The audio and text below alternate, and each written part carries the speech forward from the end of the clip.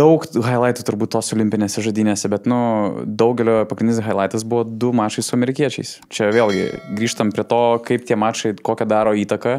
Tai man tai irgi yra vienas pirmųjų krepšinio prisiminimų. Man buvo 99 pirmiausia Žalgirio, ten Edniai, tie visi akrobatiniai šuoliai, jūsų pergalės ir grinai.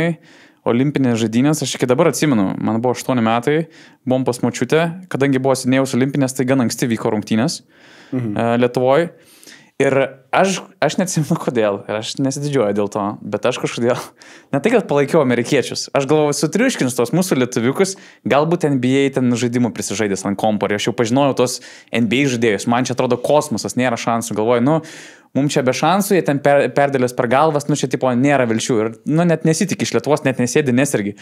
Ir tu žiūri, čia tos mano amerikonus, jau aišku, tie mano lietuviukai, žinai, žiūri, mes čia visai arti tos pergalės, žinai, toksai galvoju, šitą komandą kažką turi, ir po to pasiskaitai, kad tai buvo pirmos rungtynės grupės varžybose, kad amerikiečiai laimėjo, mažesnių negu 10 taškų skirtumų, kai jau NBA žaidėjai nuo 92 metų pradėjo žaisti rinktinį. Tai jau tas buvo savotiškas alarmas ir jūs ten buvot iki paskutinių minučių gan arti buvę ir jau tada rašė Amerikos medija, kad žiūrėkit, čia jau yra reikalų, kad toksai šioks toks šokelis. Tada atsimenu, dar susiradau New York Times ten senuose straipsniuose, kad Šaras buvo pasakęs, kad jeigu šitą rinktinę žais taip toliau, aš tikrai matau jie, kad pralaimės bent vieną mačą, nes jie čia atvarė kaip vos ne atostogas.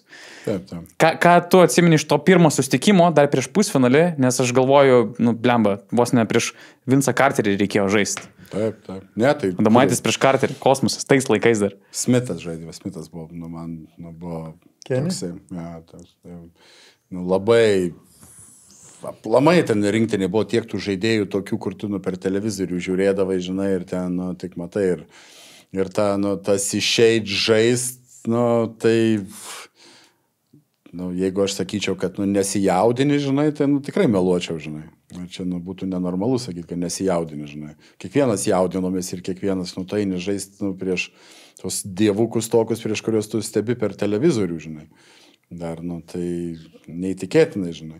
Bet pamenu labai gerai žodžių, žinai, nuskambėjusius Rūbinė, žinai, kad, kaip tu sakai, atostogaut, kad jie atvažiavę čia viską lengvai pasiimt, žinai. Ir jie nėra tokie, kad čia galvotume, kad negalim, žinai, laimėti prieš juos. Ir tikrai jie nebuvo nei geriausios tos formos, nei jie ten, ta prasme, gyvena atskirai, ten kažkur tai gyveno, jie ten atskirai iš vis ne kaimelyje. Viską, kad ten turėti tas sąlygas geras ir tokiu. Mus, manau, irgi truputį užgavo tas toksai jautėsi, tai jų toksai, kad iš aukšto žiūrėti. Jo, tokios nepagarbos tokie.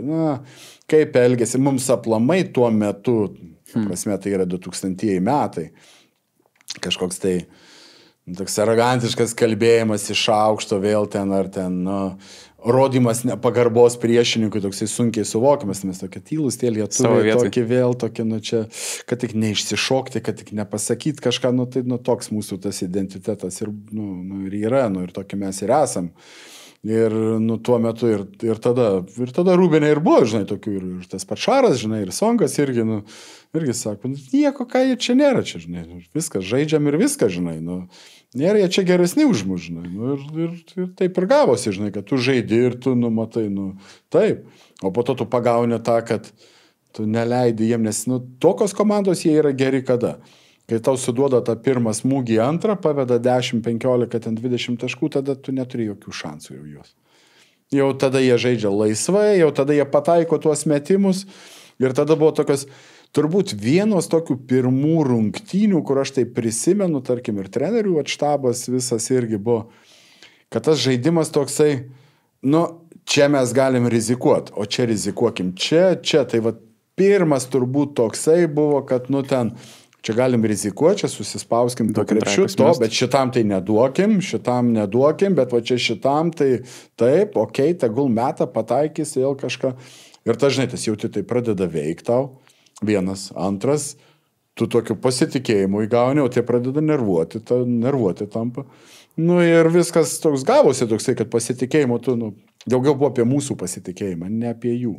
Apie mūsų daugiau, o jie, nesėjo jiem ten lengvai viskas. Ir jeigu pusfinalį žiūrint, tai iš vis, sėkmės daug turėjo jie, o mes jau tokias nesėkmės turėjom. Tai, buvo didelis šansas turbūt būti tiems pirmiems tuo metu. Ir aišku, bendrą paveikslą žiūrint vis dėlto, tai tuo metu tas buvo keitėsi, kad tas tarptautinis krepšinis pradėjo labai vytis NBA krepšinį.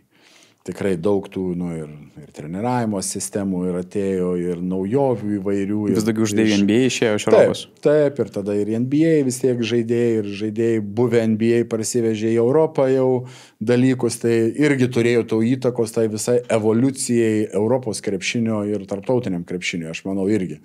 Tai tas toks vienur jie ten kaip ir buvo, ten ir buvo, kitur ten pasitempė, ten kitur ir galiausiai gavosi, kad toks, buvo įdomu. Ir atsimenu, Donnie Nelsonas irgi po to tai pačiai Amerikos medijai pasakoja, kad, čia mes turėjom geriausią šansą juos nugalėti. Nebėra šansų, kad kažkas tokio pasikartotų ir čia tikrai amerikiečiai važiuos ir nuvažiuos. Ateina pusfinalis. Realiai viskas priklauso nuo Šaro Trajako, ir kad irgi prisimint, kaip arti buvom, tai ir kokios tai buvo įdomios rungtynės, lietuviai pralaimėjo 2 taškais, bet per paskutinės 16 minučių ne viena komanda neturėjo didesnį 4 taškų persvaros. Ant tiek visą laiką viskas buvo close. Tada lieka camp 3 sekundės, 8-8 buvo rezultatas, man atrodo. Šiškauskas meta 3 baudas išprovokavęs pražangą. 16-16 prieš tai visą olimpinį turnyrą. 16-16, pirmas 2 prameta. Trečią sumeta +1 vietoj +3. Ir tas Šaro tritaškis, aišku, ten jau laiko neužteko, tai nebuvo kažkoks labai geras metimas. Šaras iš vis to Trajako, kiek pamenu, nesureikšmina, kad, sako, neturėjo šanso net tas metimas įkrist. Jo, ir buvo Jasono Kido citata, kas būtų buvę, jeigu amerikiečiai būtų pralaimėję arba Šaras būtų pataikę. Ir šiaip Amerikos visa spauda pristatė tą pralaimėjimą, kad maždaug per kelis centimetrus buvom nuo didžiausios visų laikų sporto sensacijos, absoliučiai, be konkurencijos, jie istoriškai, tai būtų nieks neprilygę tam pralaimėjimui amerikiečiai prieš lietuvius. Ir Jasonas Kidas pasakė, 12 vyrukų būtų turėję pakeisti savo tapatybės, kaip Japonijoje daro žmonės, ir turbūt būtumėm turėję kažkur kuo toliau išvažiuoti. Jo, Naujoji Zelandija būtų mano pasirinkimas, kur būčiau turėjęs važiuoti. Tai antiek buvo viskas close. Ką labiausiai, kas atsimena iš tų akimirkų, Šiškos baudos, buvimas arti, Jasikevičius paskutinė ataka, ką buvo galima padaryti, nežinau, geriau, kaip dabar persigalvoja įtampa. Viskas. Aš tai nuo suolelio ten, kaip sakau, tą žiūrėjau visą, žinai, tai įtampa ta visa, kokia buvo įtampa jautėsi, ta prasme, tai yra kažkas tai tokio.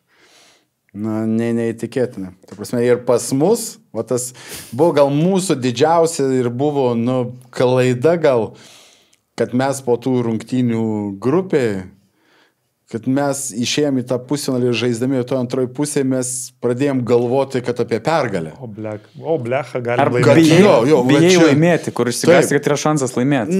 Gal to negali taip sakyti, kad bijot laimėti, bet tas toksai jausmas, kad tu gali ir, čia reikia dar pataikyti, o čia reikia ir tas toksai jie kažką tai įmeta, tokio sunkesnio, tu ten įmeti, ir tas toksai įėjimas.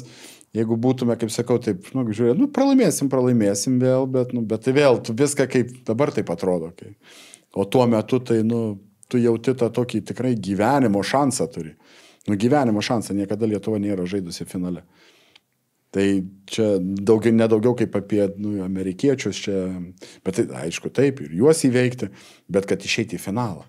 Čia daugiau apie tai buvo, kad tai yra galimybė pirmą kartą istorijoje išeiti į finalą.